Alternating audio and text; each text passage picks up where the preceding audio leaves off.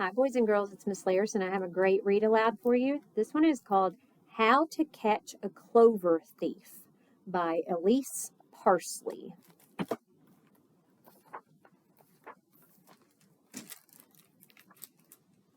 The stems were tall, the leaves were large. Roy couldn't believe his luck. All this clover patch needed were those sweet white blossoms, and then he could gobble up his very favorite snack.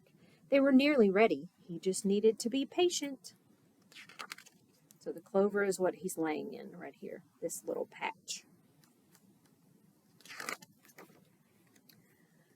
Don't even think about stealing my patch of clover, Jarvis, said Roy, eyeing his neighbor. Jarvis shook his head.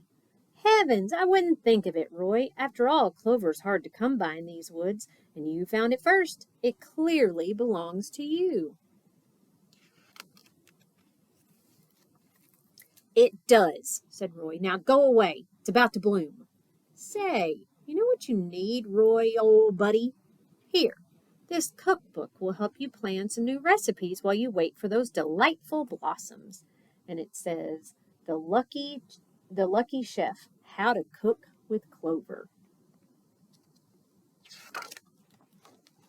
Jarvis hopped off while Roy kept an eye on his clover and read the first recipe, and it's called chilled clover soup, and the second recipe, clover salad with pecans. The third recipe called for mulberries and mushrooms. When Roy returned from his foraging, gasp! His patch was smaller. The next day, Jarvis skipped into the clearing. What's the matter, Roy? Go away, Jarvis. My clover is ready to bloom, but there's a clover thief around here, so I've got to stay on guard day and night. And it says, mine, thief. My, said Jarvis. You know what you're going to need, Roy? A proper campsite. Here, this guidebook will give you all the tips and tricks. Roy resisted, and it says, how to camp in comfort.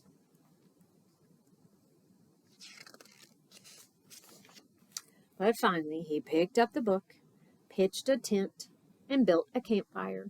And by the time Roy finished carving out a canoe, crash! His patch was even smaller. Now it's just this little bitty area.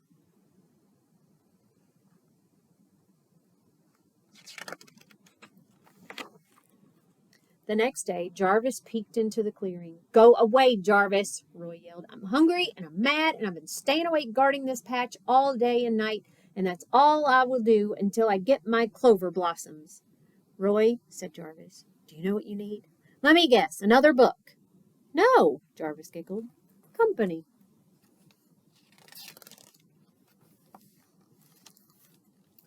Mind if I... Oh, all right, shouted Roy. You're going to love this one, said Jarvis.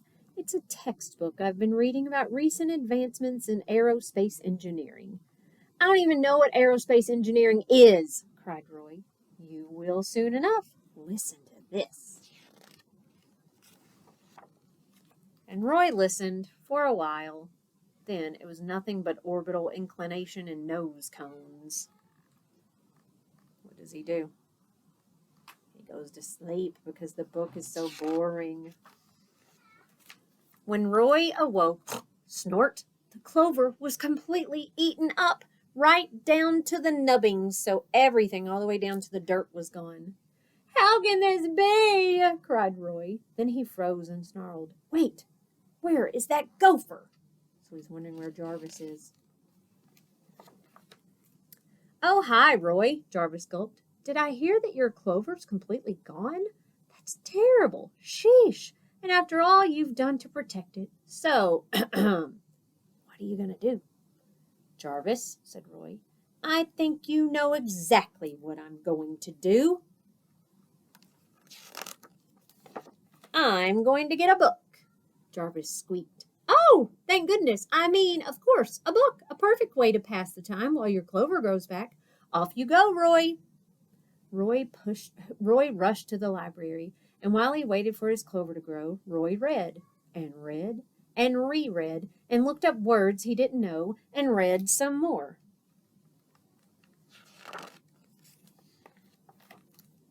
And Roy didn't see Jarvis for weeks, but when he did,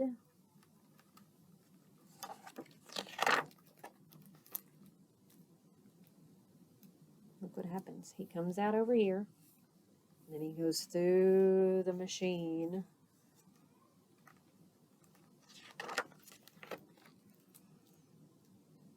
Roy was ready. So there he is at the very end. He caught him. He had just needed the right book, and it's called How to Catch a Clover Thief. So Jarvis was the clover thief the whole time. And look what he does with him once he catches him. He shoots him off into space on the rocket. The end. I hope you enjoyed How to Catch a Clover Thief.